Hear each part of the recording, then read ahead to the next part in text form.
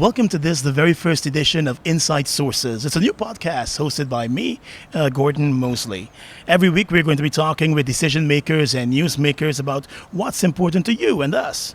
And my first guest this week is President David Granger. Good morning, Mr. Granger. How are you doing?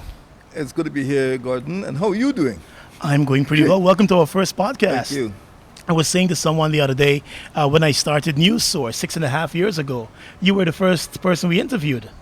So I said, now we're starting a new podcast. We should try to get the president to talk with us. And so we're very happy that you've decided to talk with us. I'm glad to be the initiator, not the terminator. That's a good rule. Sir, let us start off by talking about your health. You returned from Cuba just a few days ago with the doctors saying that your the cancer is in remission.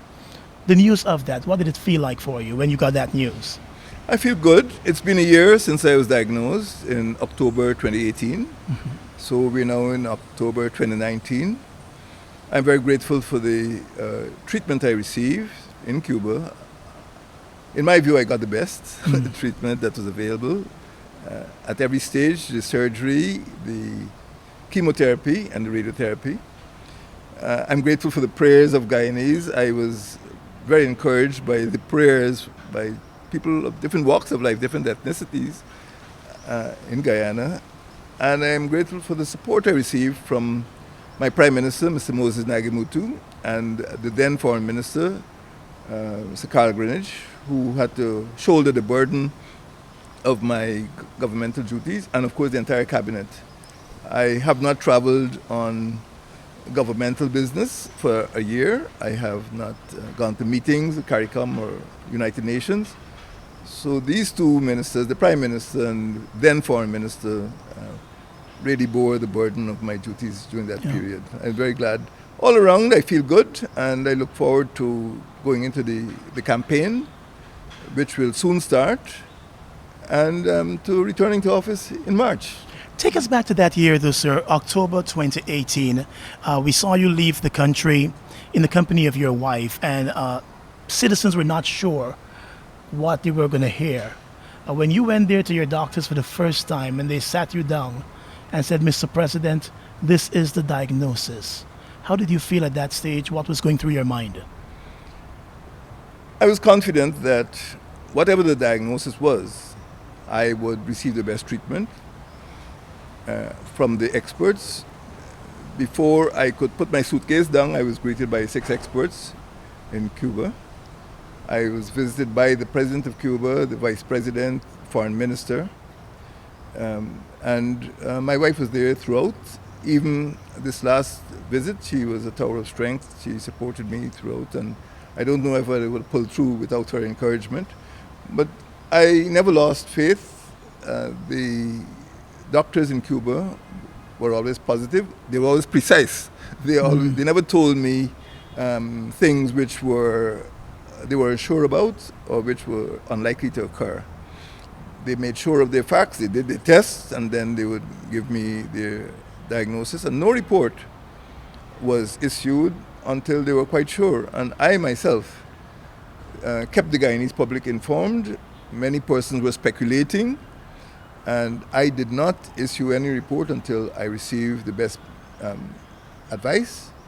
And every time I've left the country, and every diagnosis or prognosis that I've received has been communicated to the Guyanese people. So there's confidence not only on my part and the part of the doctors, but also on the part of my government. And the public is well informed. Speculations about my state of health have dissipated, and people now know that I am recovering and that I am fit to carry on my duties. You're fit to carry on your duties, and of course we know elections coming up. The 2nd of March 2020 is the date for those elections. I have so proclaimed. You've so proclaimed. The campaign could be grueling at times. Are you fit for that campaign trail? Fortunately, I am the leader of a party which is 62 years old. It celebrated its 62nd anniversary in that beautiful town of Linden on the 5th of October. The party is very experienced, very strong. I am the chairman of a 5-party partnership, APNU, which is very cohesive, and we've been working together for 7 years, since July 2011. We're still together and we're stronger than ever. And we're now in discussions with the coalition partner, the Alliance for Change. I'm very confident that we will go back into the elections as a coalition, and I'm strong enough, based on the support I get from my party, from my partnership and the coalition, to see the campaign through. I have no qualms at all, and I have covered many engagements before over the last 6 weeks or so. I've been to many public engagements in the towns, New Amsterdam, Linden. I've been to many churches, and I've been to many festivals. So I'm strong enough. You're and strong people will enough. see more of me in weeks to come. You spoke about the coalition. I know you've been having discussions, the APNU, you've been having discussions with the AFC and that Cummingsburg Accord, revising that Cummingsburg Accord.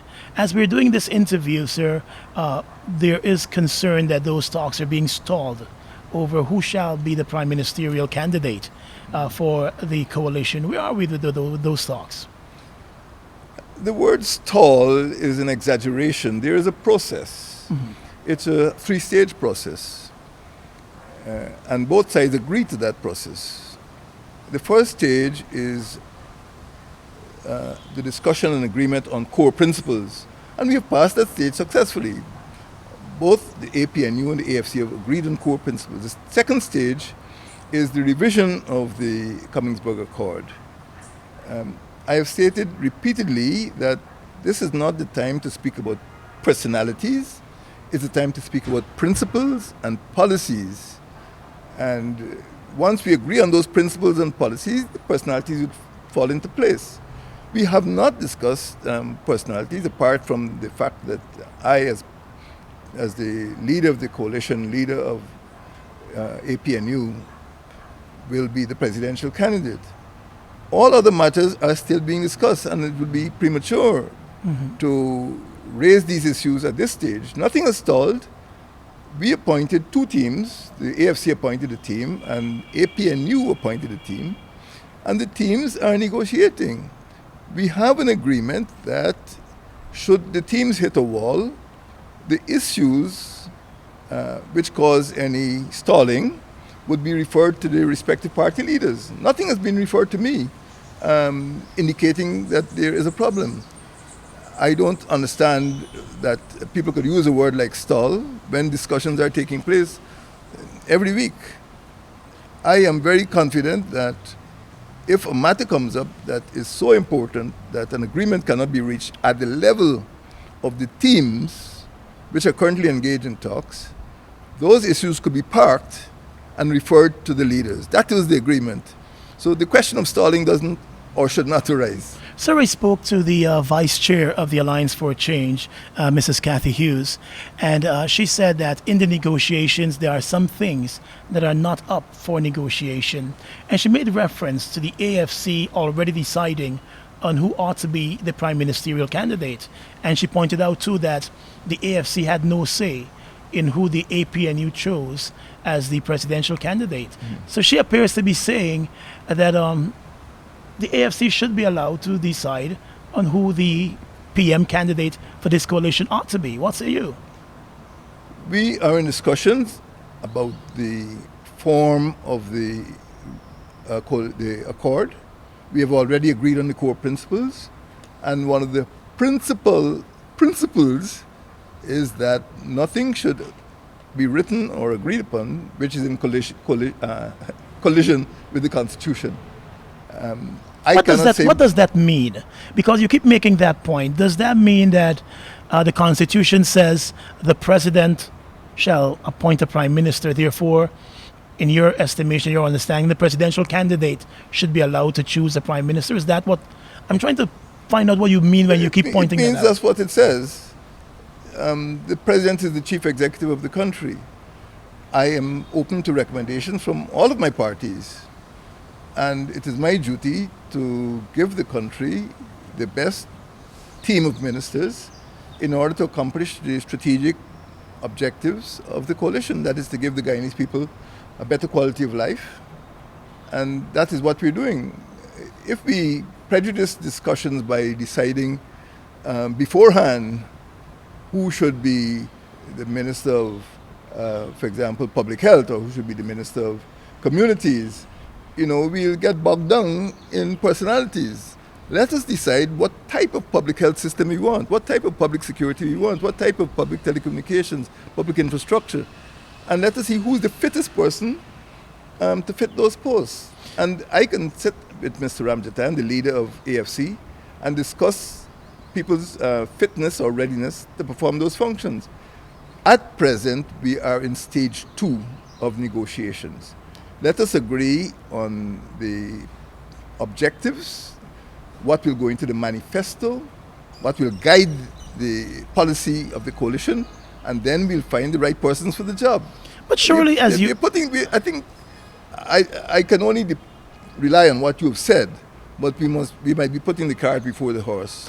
But I am satisfied that the 3-stage process that we identified, first, agree on the core principles, second, agree on the revised accord, third, agree on the manifesto, then we launch, then we win. But sir, surely as you're in that driver's seat and you're looking ahead, you must be looking ahead as to who might be the ideal person. Do you think the incumbent Prime Minister, Mr. Moses Nagamutu, ought to be your running mate again? I am not dealing with personalities at this stage. I have worked with Mr. Nagamutu for 4 years and 4 months. I am very happy with the service he's rendered to Guyana. I pointed out a few minutes ago that during a certain stage of my disease, he handled the government very well, he handled the cabinet very well. It is not for me to say at this point whether any other person will be nominated or whether other factors have arisen. But I am very satisfied with Mr. Nagamutu's performance over the last 4 years and 4 months. And I know that I am bound to listen to the other 5 members of the coalition. There are 6 of us in this room. 6 of us in this room, not 1, not 2, 6. And I have to listen to everybody. I have to ensure that at the end of the day, the people of Guyana are happy with the type of government that has been selected and installed to give them that quality of life that they seek. Are you so satisfied, though, sir, that you would want to see him at your side again? I know it is not in the Constitution for you to pick or to announce a prime ministerial candidate beforehand. It's not a requirement for the elections, but people look forward to that, especially dealing with what you've gone through over the past year, where there is a concern of if the president may be forced to leave office for whatever reason, the next in line is someone who is competent, someone who can take care of the country. As president, I've only had one prime minister, that's Moses Nagamutu, and he was competent and very supportive. That is all I can say, that he was a very good prime minister, and we are now moving forward. We are opening a new chapter in the life of the coalition, in the evolution of government in Guyana, and let us see what the negotiations produce. It would be premature for me to attempt to make a choice. I just iterate what I've said, that he was a good prime minister, and let us hope that any other prime minister would serve Guyana as well as he has served. And sir, we know as the elections campaign, as we get ready for the elections campaign, other candidates are going to emerge. What are you looking for in your candidates this time around? Integrity, intelligence, commitment to Guyana, loyalty to Guyana. And those are the main qualities. We need to have ministers and public officials who are incorruptible. And people remember the word I use in relation to the selection of the Commissioner of Police, unbribable. That is very important. The people of Guyana must be satisfied that their ministers are honest and that they are possessed of sufficient knowledge to take advice from the experts. Ministers are not experts. Ministers are politicians. And politicians are guided by the technical experts, for example, in infrastructure or in health. For example, the Minister of Public Health is not a doctor. She has to be guided by the technically qualified persons. And we're looking for people who are committed to Guyana. As you know, we had I don't want to call it a crisis, but in April, 4 of my ministers left the cabinet: the Minister of Foreign Affairs, Minister of State, Minister of Business, and the Minister of the Public Service. That occurred because their tenure in the National Assembly was unlawful. The courts ruled that. In fact, it was known, it's part of the Constitution. We have to ensure that the persons who are selected comply with those rules as a constitutional requirement. So, and it is not just a matter of being a Guyanese citizen, it's a matter of being committed to the Guyanese people and to achieving the objectives of making Guyana a developed state, ensuring that our children receive the best education, that our hinterland regions receive the best public services. So it is not simply a game of, it's not a lotto, it's not a game of nomination. There has to be very careful selection. Is this the best candidate? In every respect. And ultimately, the chief executive has to make that decision. When the record of our coalition is written, people will speak of the Granger administration, and the buck stops at Granger. I cannot allow people to preempt or usurp my authority to select the best people for the Guyanese people. But have you been disappointed in any of those that you selected this first time? We had a trying first term in office. There have been some setbacks, naturally. And I have made some adjustments over the last 4 years and 4 months. Until April this year, no single minister was asked to leave the cabinet.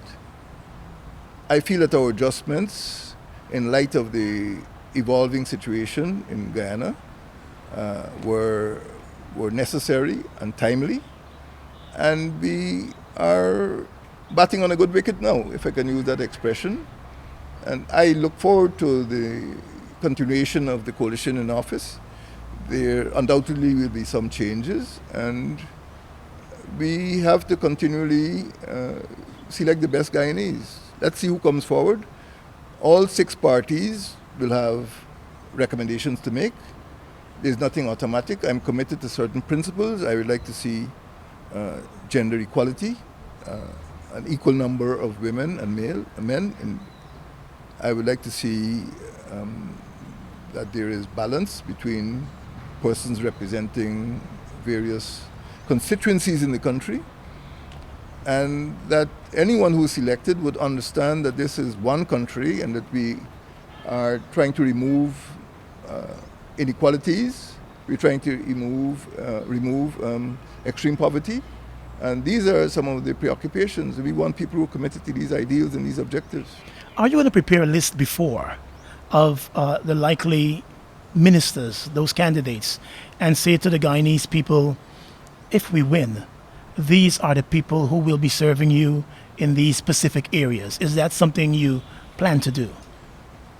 I am prepared to prepare a list of ministries to define the functions which have to be performed. And yes, I am prepared to examine the possible candidates. But as you know, when we go into proportional representation elections, we are one constituency. And I've insisted, even at the level of core principles, the first stage of our negotiations, that whichever candidates are nominated must secure the support of their constituencies so that the people themselves trust and know the candidates. That is important to me. I don't want to have a cabinet of technocrats who are strangers to the population. People must trust their ministers. People must trust the people who represent them in the National Assembly. This is what gave us a big problem on the 21st of December last year, that it is possible, if we do not conform to that principle or comply with that principle, that persons could be possibly nominated or may even be sent into the National Assembly who do not have the best interests of the country at heart. Do you feel betrayed by Charandas's vote? It was, I like to tell myself that, I should always expect the unexpected. But right here in this Benab, Mr. Charandas was part of the Pagwa celebrations.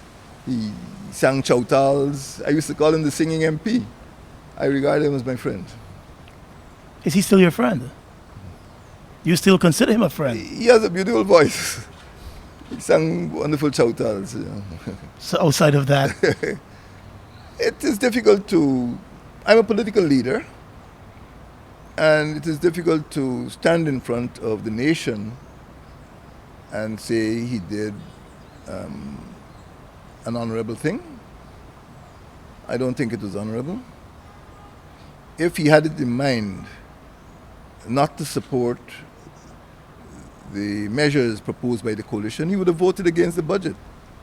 Or he could have come to the leader of his party to say that I can't support the budget and I would like to leave. I was elected by 6,000 or 7,000 persons from East Country on the basis of the presumption that I would support the policy of the coalition. In my heart, I cannot support that policy, and I would like to leave the coalition. I think that was the honorable thing to do, would have been the honorable thing to do. He did not do that. so he's dishonorable. He does not conform to my criterion of what an honorable member of the National Assembly should have done. But sir, how did Doubly. One, he was a dual citizen, and in applying to become a candidate, he should have disclosed the duality. And second, if he could not conform to the requirements imposed on him to support the policies of the coalition on the basis of which he was elected, the honorable thing to do would have been to disclose to me as head of the government or the leader of his party that he found it impossible to support. Sir, And we would have replaced him. how did the coalition not see this coming? You had your chief whip in parliament saying, bring it on. How did the coalition not see this coming at all? Who can see what lurks in the hearts of men? But you're the head of a government. There must be some intelligence gathering. This man was booked to leave the next morning with the help of the Canadian Embassy, High Commission. I did not know that. Was the intelligence bad at that time on Charandas Prasad? I did not know that he intended to leave the coalition, to vote that way, or to leave the country the next morning. Will Charandas's vote and how what he did, will that play a part in your selection and the party selection and the coalition selection of possible candidates for the National Assembly? Are you going to be checking everything double times this time? Yes, we will have more careful checks. The question of dual citizenship has been settled. It is already a part of our application form, and we would like to see proof. And we would ask for, personal interviews so that we can be reassured that the person supports the policy. Because people vote for the coalition, for the parties, the APNU or the AFC, on the basis of the policies that they promise to implement. And we have to get some assurance that the persons who are likely to be elected will support those policies. We also are seeking double assurance by ensuring that the constituents from the area from which that person comes know the person and support. If they feel that he is a trickster or a person of low integrity, they would say we cannot support that person. Mm-hmm. But the people must be the judge. The people must be the judge. Sir, going into the next elections, of course, your record over the past 4.5 years will be carefully examined. Some of your critics would say you've been too laid back as a president. You've been too laid back as the leader of this coalition. How do you respond to those who said you should have been more to the forefront leading your troops? I do not believe that my critics would find agreement among my ministers. I'm a very strong leader, and I'm not laid back at all. I insist on high standards, high quality performance, and I am behind my ministers, behind my officials, to ensure that they deliver the best quality of service. Every month, I meet all of the permanent secretaries here so that they can report on the performance of their ministries. Every week, I meet my ministers. Every week, I meet my security officers. And most of the changes you see being implemented in some of these sectors are the result of my initiative. I'm not laid back at all. I am a hard taskmaster, and I ensure that everything that is done by this government is done to the satisfaction of the Guyanese people. So why then do you think there is that perception? I work quietly, but there's a saying in West Africa, speak softly and carry a big stick. I speak softly, but I carry a big stick. I ensure that my policies are implemented. And if you see an operation being launched at sea or on the border, it is not done because I'm laid back. If you see a youth corps being opened at Kurukuru, it's not because I'm laid back. If you see 30 buses on the road, it's not because I'm laid back. There's a powerhouse called David Granger who ensures that this government is working for the people. That's what happens. Quietly, but my work gets done. And I insist that my work gets done. My ministers know that if they do not do their work, they'll hear from me. I don't know where these critics come from. But you have not fired a single minister. You've shifted around a few. You've not fired a single one. So do you think they have been serving you well as you use your big stick, as you put it over? The political system in Guyana is based on party politics, the party system. People are elected to the National Assembly on the basis of lists. And there is some lack of flexibility once a person is on the list and has been elected to the National Assembly. Mm-hmm. I choose ministers from the list. And I have seen some difficult circumstances and I've made some changes. You're quite right, no minister has been dismissed, but there have been some changes in the portfolios, and I'm satisfied that those changes have resulted in a higher degree of efficiency among the ministers. The placement has not been perfect, but in the case of, for example, the Ministry of Public Telecommunications, we did not start off with such a ministry. We started off with the Ministry of Tourism. As chief executive, I was able to see that the speed at which telecommunications was developing in other countries around the world required a subject minister and a separate ministry. And as a result of that, Minister Cathy Hughes was asked to demit responsibility for tourism, which has been transferred to business, and she has become a very effective Minister of Public Telecommunications.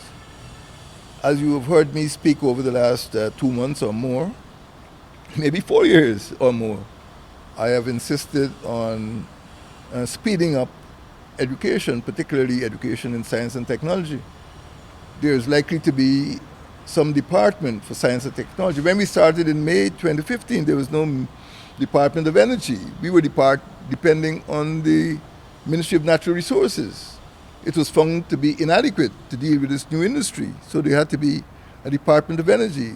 I now have in the Ministry of the Presidency a Department of Defense, a Department of Environment, which did not exist before, a Department of Energy, and the Department of Citizenship.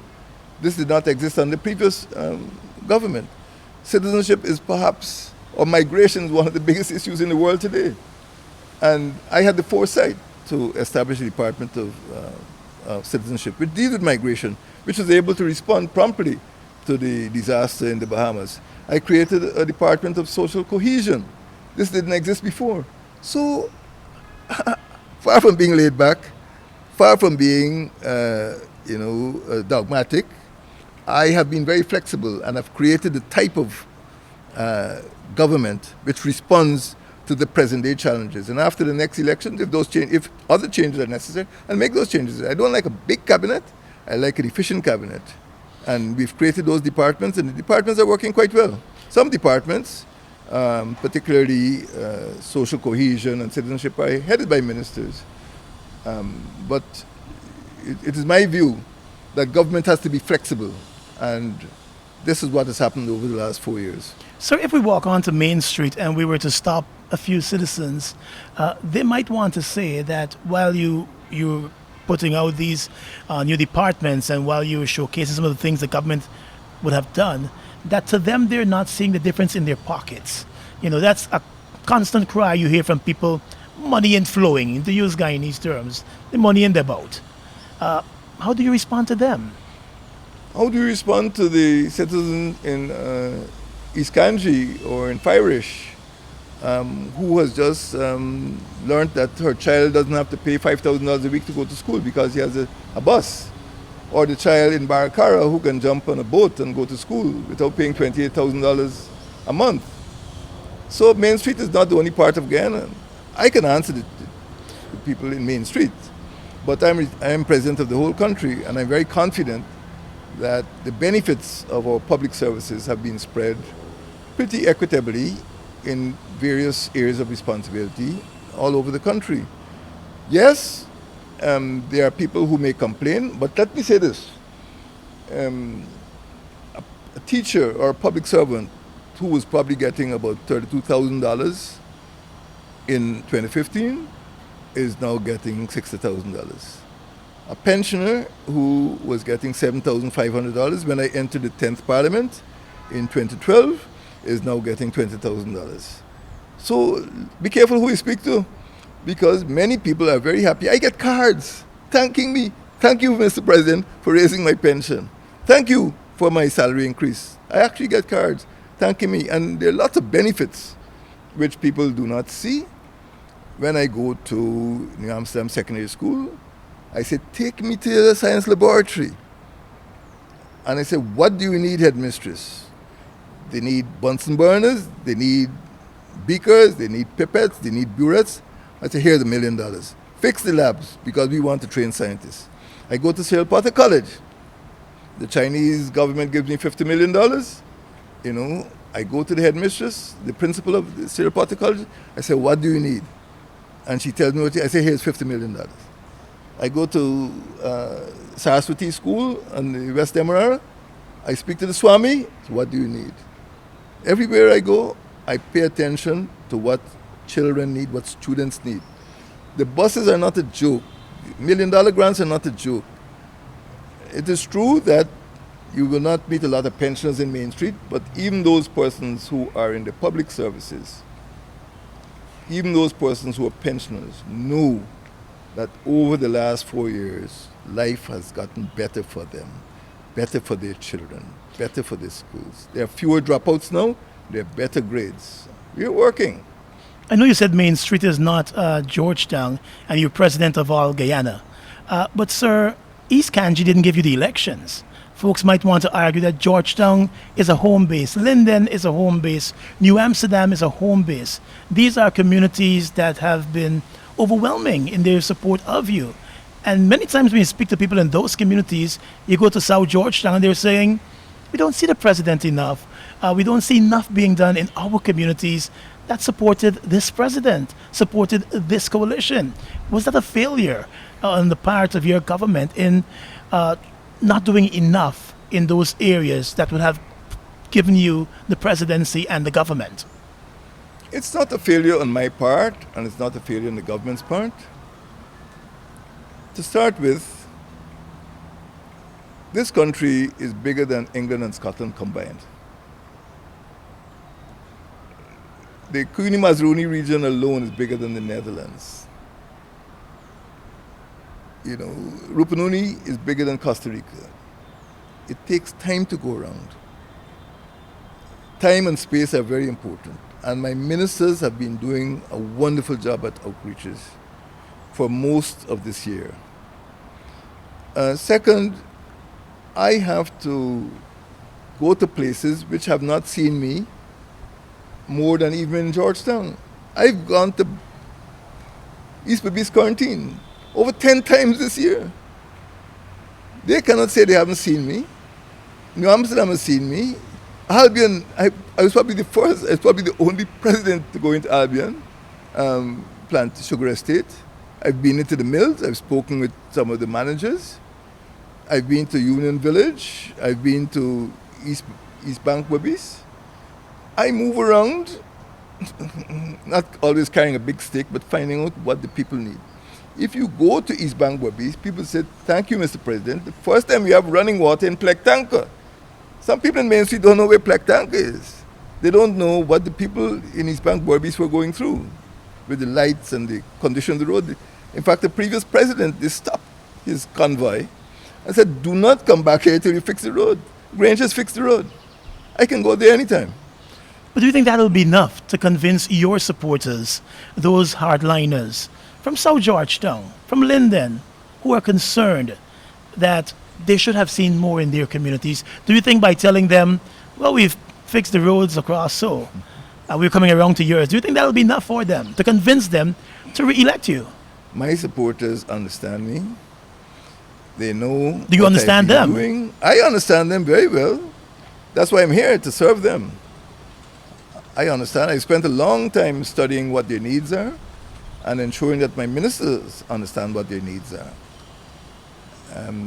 I understand them very well, and I will continue to provide them with the services that they need. I will not be present on every occasion, but they will see more of me, as I explained to you at the start of this recording. The last 12 months were not the best 12 months of my life, from October 2018 to October 2019. I started to engage much more fully at the beginning of this year, and as the weeks go by, they'll see more of me. But my supporters and the general public have been very understanding, and towards the magic date of the 2nd of March, they'll be seeing much more of me. But it's a big country, and my ministers have been engaging with communities from the extreme north, Borimo Waini #1, to the extreme south. And Linden has seen me too. Sir, there have been concerns about corruption within the government. Before you came to government, there were those concerns, and those concerns remain. Do you think you've done enough to weed out corruption, and what steps are you going to take, if re-elected, to deal with this issue? I am against corruption. Personally, I am confident that my government is against corruption. We established the SARA, the State Asset Recovery Unit, and we have given life to SOCU, the Serious Organized Crime Unit. We have had some difficulties in investigation, in finding evidence. Naturally, crooks and criminals do not leave evidence lying about. Documents are destroyed, files are removed.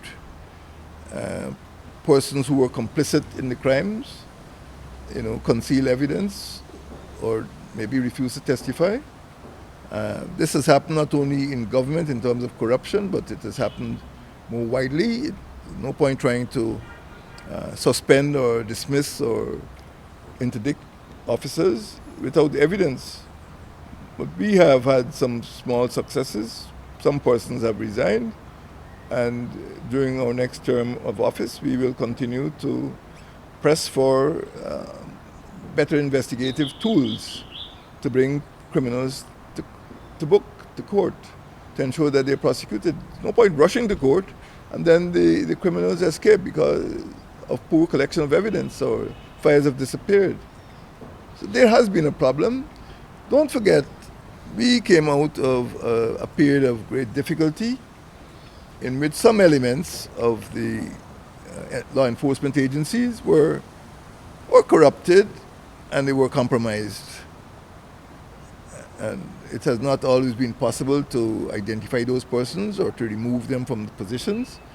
But to the extent that we find police officers or military officers to be involved in criminal activities, we will bring the full force of the respective acts, the Defense Act in the case of the Army and the Police Act in the case of the police force, to ensure that discipline is enforced in those two forces, which are the prime law enforcement agencies. We have had problems, and some people have been removed legally from the positions of authority. I have tried in the police force to erect a new architecture, appointing a new commissioner, new deputy commissioners, and to ensure that certain reforms are put in place. As you know, the police divisional structure has been modified to coincide with the administrative structure, so that the types of crimes that we saw occurring in the hinterland, which was one police division, Region 1, Region 7, 8, and 9, were one division. I mean, this is 3/4 of our country, and a lot of crimes took place there: interpersonal violence, illegal migration, mining, pollution of our rivers. And we now have 4 police divisions which will be responsible for enforcing the law in those areas.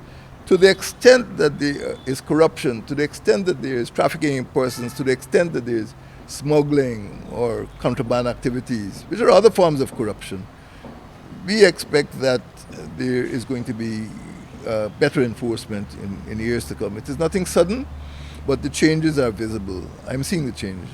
Are you satisfied, though? Because just recently we saw cases being thrown out of the court, prosecutors not turning up. We see cases being thrown out. And these are cases that were taken against officials, persons who served in the last government. When you pick up the newspapers and you see a headline like that, how do you react? Well, I'm not happy to see that. It could be a fault of the prosecutor, who I don't know the reason why in the case you might be referring to he was absent, or it could be faulty investigation. As I pointed out a few minutes ago, some investigators might be dilatory or delinquent in the collection of the evidence, and a bad case is taken to court and the case is thrown out. I'm not the court. I cannot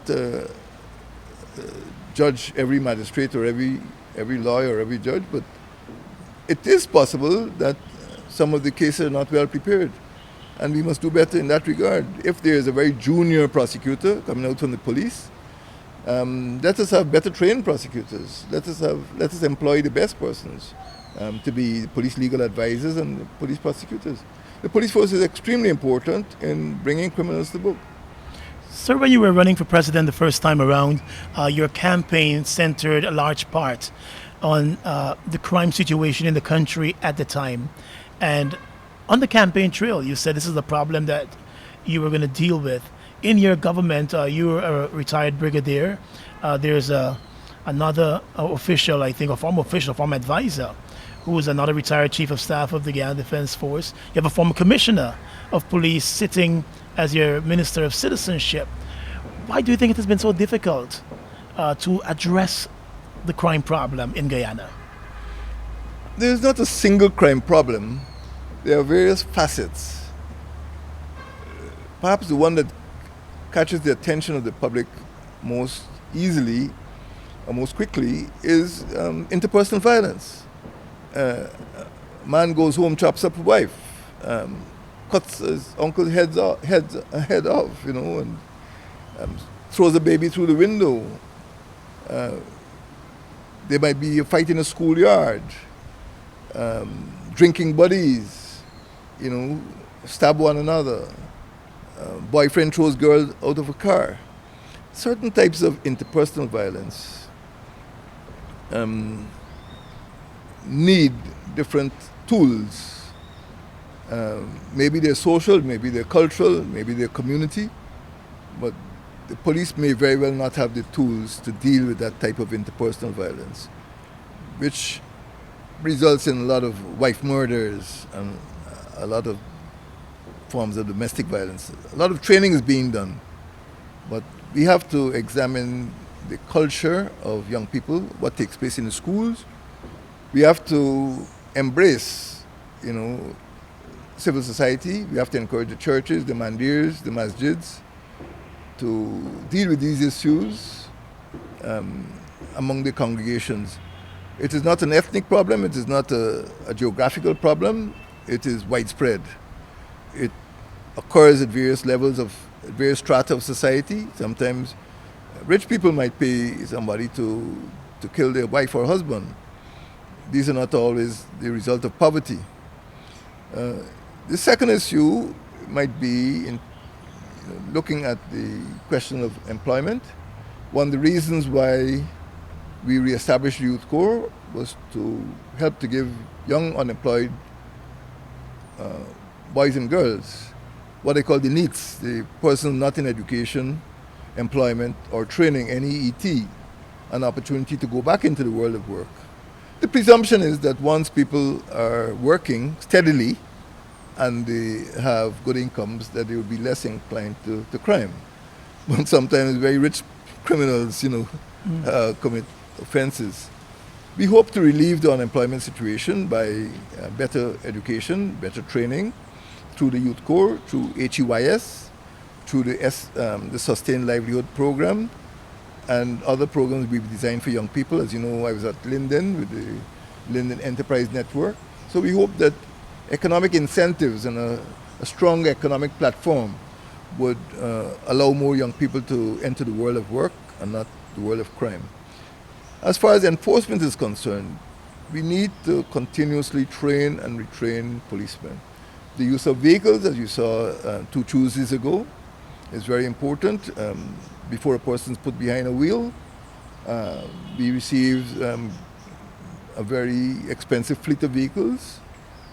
At my level, I gave instructions about the selection of drivers, the examination of vehicles, the regulation of people's behavior on the road. But we have work to do. But the crime situation is not as bad as some people make out. Look at the statistics and you can see that there has been much more control. Some areas of traffic, the East Bank is probably the heaviest or carries the heaviest burden of traffic in the country. And there have been overhead passageways, there have been better policing. And these are problems we know exist and we will continue to work on them. But the police force as a whole has been through a very difficult period, the first decade of this century, from about 2000 to 2010 when we had all those murders. And we are moving beyond that stage where police were regarded as being executioners or members of a phantom squad to have a more orderly force. And we'll get there. But sir, what do you say? I know you said the crime situation may not be as bad as some might make it appear. But what would you say to the woman who was on the radio saying she's walking, going home from a hard day's work, and she's attacked by someone and punched and her bag stolen with all of her belongings, her salary? Mm-hmm. What do you say to her to convince her that she should give you another shot at the presidency and give your government another shot to fix that?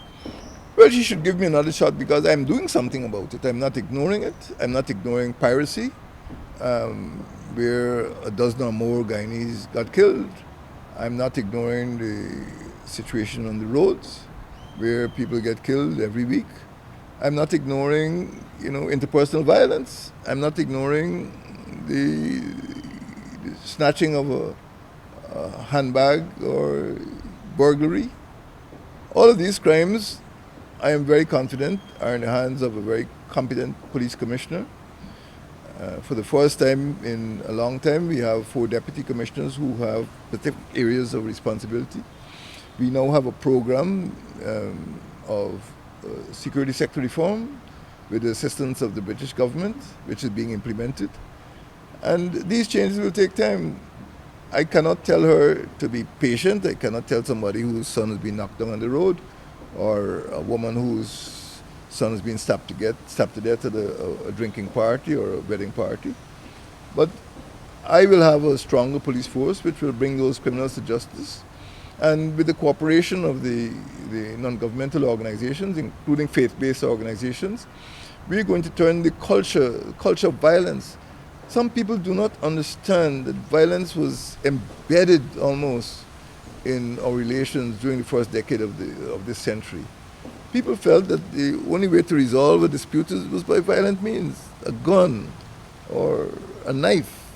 We have to move away from that and train our children better in church and at school, in the masjid and the mandir, and let them know that there are ways of resolving controversies without murder, without stabbing and killing.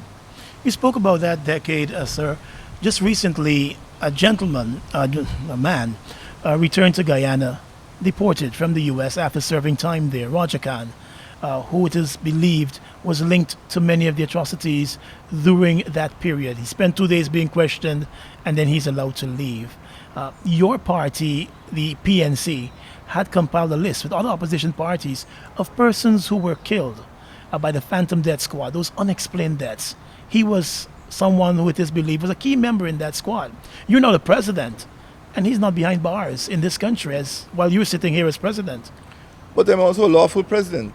I'm also bound by the laws. I'm also required to find evidence before somebody could be convicted. You know, I'm not a dictator. Before somebody is convicted by the courts, I have to ensure that there is a case brought against that person. One of the phenomena of the period I call the Troubles is that most of the witnesses were themselves executed. And a former police commissioner said that when asked about the so-called massacre in which a minister of the government was killed, Mr. Satirio Saw. And he was asked by the media why was no one brought to, no one was charged with that offense. He said all the witnesses were killed. This is one of the hallmarks of that period. Not only were the likely criminals killed, but witnesses were killed as well. And that was responsible for the large number of deaths. I attempted to make a start. I did make a start in having the Lindo Creek massacre. There were about a dozen massacres during that period. I had received some information that the persons who had been responsible for the killings were still at large. And on that basis, a formal commission of inquiry was convened. But there was no smoking gun. Many of the persons who were alleged to have been involved could not give credible evidence on which a single charge could be made in the courts of law. I now have to account to the families and the relatives. But you cannot put people behind bars without a fair trial, and you cannot have a fair trial without evidence. So it has been a difficult period. We have not overlooked it. We are continuing to search for evidence. In the case of the piracy, which occurred off the coast of Suriname, we are trying to accumulate evidence to bring those culprits to justice, even though it took place in another jurisdiction. But not a single death should go uninvestigated. Whether it's the death of Satirio Saw, or the death of Mr. Rokium, or the death of a Brazilian miner, every single death must be thoroughly investigated. Sir, we're coming up to an hour, and as we get ready to wrap up, you've been talking about this decade of development, a decade that would have to have you there as the president. You sound overly confident that you will be re-elected on the second. Very confident, yes. Why? Because my first tenure as president brought stability to this country. It brought development. We have not been able to fulfill all of our objectives, but I have been able to inspire confidence in the bulk of the population that we should be allowed to continue our work, and that what I held out for them in the decade of development in terms of education, in terms of employment, in terms of infrastructure development, are things that they need. They see Guyana becoming more developed rather than stagnating. They see Guyana putting the petroleum revenues to work for their children and for their children's future. They see better public services wherever they live. They see 4 new tongues in villages, you know, that Mabaruma, Madia, Bartika, and Letem, that used to be tongues. But they see, again, not Main Street, but they see their tongues being improved all around the country. They know they can go to a passport office in Linden, they don't have to come to town. They know that, forgive the example, a woman who has to receive her child support money, doesn't have to go to, she's living at Wismar, she doesn't have to go to Breeden Hoop anymore. She can get it there, They know that public services are reaching them, that the government is going to the people. They see these things. And Main Street sees them too. Main Street sees that, the villages see that, the regions see that, the school children see that, pensioners see that. But will that be enough to get you reelected? I am very confident, yes.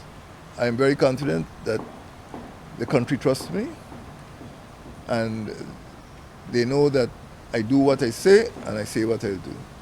They know that I will deliver, I will do my utmost to deliver quality public services to them so that they and their children could live happily in this country. The gentleman you'll be running against, Irfan of the People's Progressive Party. Your thoughts about him as a challenger, the main contender? I represent a broader coalition. I represent a big Benab in which I welcome parties who share our common ideals, people who are prepared to work for the common good, wherever they come from. I want the people of Guyana to look at the coalition and say, yes, there are people in that coalition who speak for me. I am inclusive, I'm inclusionary, and I will continue to open the coalition as a big Benab to people who want to join. I'm not interested in sharing out ministries or seats in parliament. I'm interested in people who are prepared to serve the communities at all three levels. At the neighborhood level, we are the ones who brought back local government elections after nearly 2 decades. Neighborhoods can now elect their own representatives. At the municipal level, you now have more municipalities by adding those 4 towns. And at the regional level, even though my coalition doesn't control all of the regions, we've had some resistance from some of the regions, controlled by the People's Progressive Party. Some of them have refused to come to meetings called by the Minister of Communities, but we will deal with that in the second term. And at the national government level. So at every level, I am confident that the people of this country feel that at neighborhood, at municipal, at regional, at central government level, they will get the type of government that could satisfy the needs of their families, their personal needs, and make them proud to be Guyanese, wherever they are. But do you think, sir, Mr. Ali is a strong enough contender? What I am trying to say is that Mr. Ali represents a different mindset. It's a mindset that has a large different following. Ideology. I represent an inclusive ideology. I represent the Big Benab. I represent bringing people from all of the geographic regions. I'm the one who set up these 4 towns to serve the people. I'm the one running a 6-party coalition. He is telling people, if you want to serve, come into the PPP. I'm not telling anybody to join the PNC. I'm telling them to come into a Big Benab where their views will be listened to and where the interests of their constituents will be satisfied. That's the type of president I am and will continue to be. Of course, we know there are a number of small parties popping up. We saw the Citizenship Initiative. We saw ANOG. We also saw, we were hearing now of talks with yourself and Mr. Schuman. He has another party. There's another party coming up with a former supporter of the coalition headed by Mr. Badal. When you see those small parties around, are you worried that going into these elections, it might be more difficult to pull a majority? I believe in bringing all of these plans, all of these parties into this grand coalition. I am satisfied that every constituency, whether it's a religious constituency, a geographical constituency, ethnic constituency, should be allowed to speak. I am prepared to listen to their voices. And we are a beautiful country, and we must learn to listen to the other side. That is one of the hallmarks of our coalition. We've listened to the other side and that we will satisfy their needs. It doesn't matter. I do not feel that the parties are nibbling away at the APNU or the coalition. Let us listen, let us hear what they have to say, and let us bring them into the big benab. Let us have a conversation about developing this country, about reforming the constitution, about bring an end to inequalities, about making communities more safe. I don't know everything.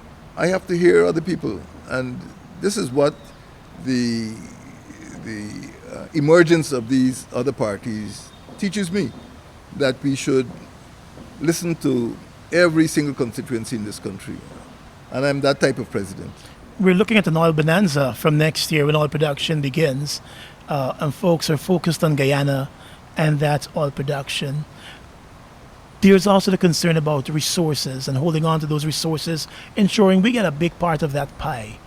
What assurances can you give to the Guyanese citizens watching and listening to this that Guyana will truly benefit from the proceeds of oil and everyone will benefit?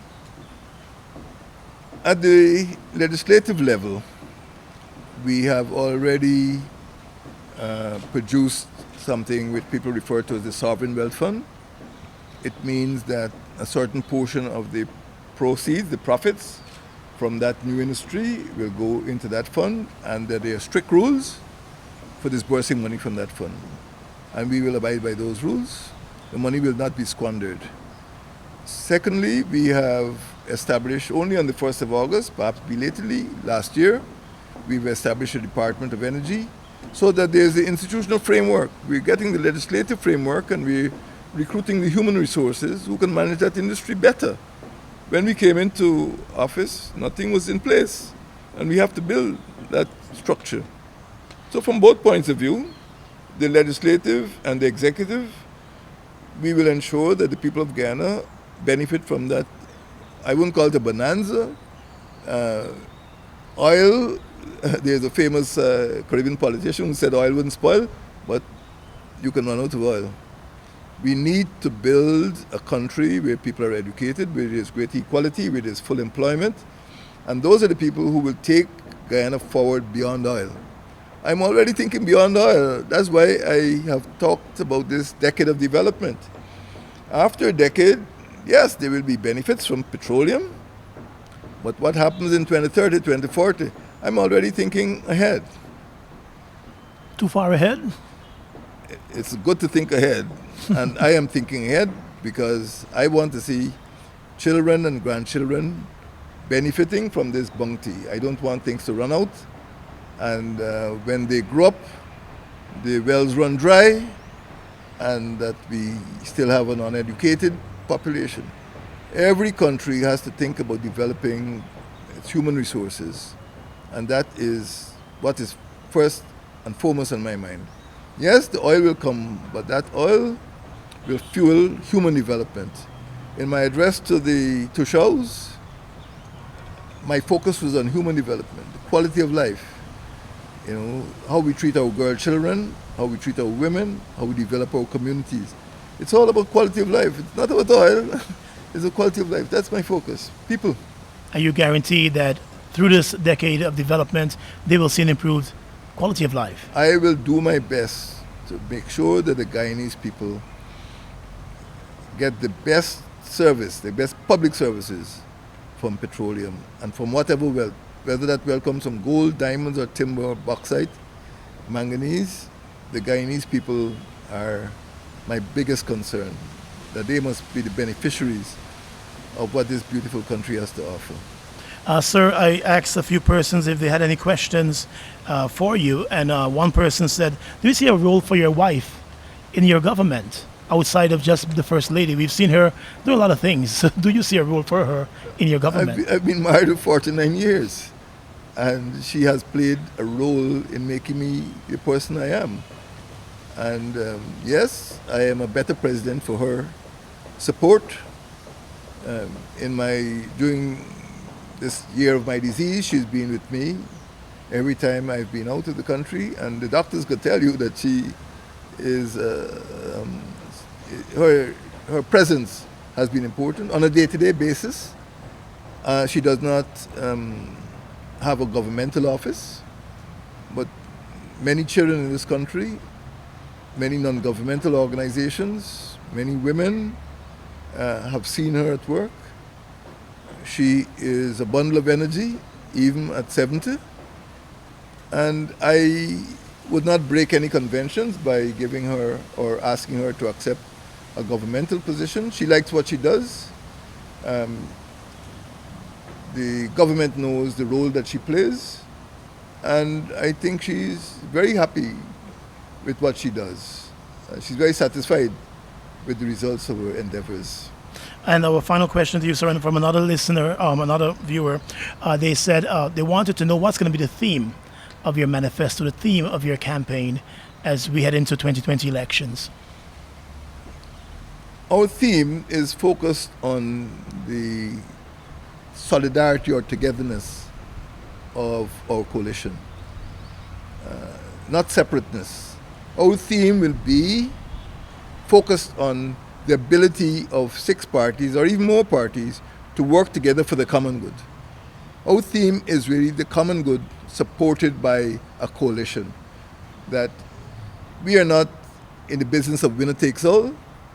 We are in the business of working together to ensure that every sector of our country, geographically, demographically, politically, is paid attention to.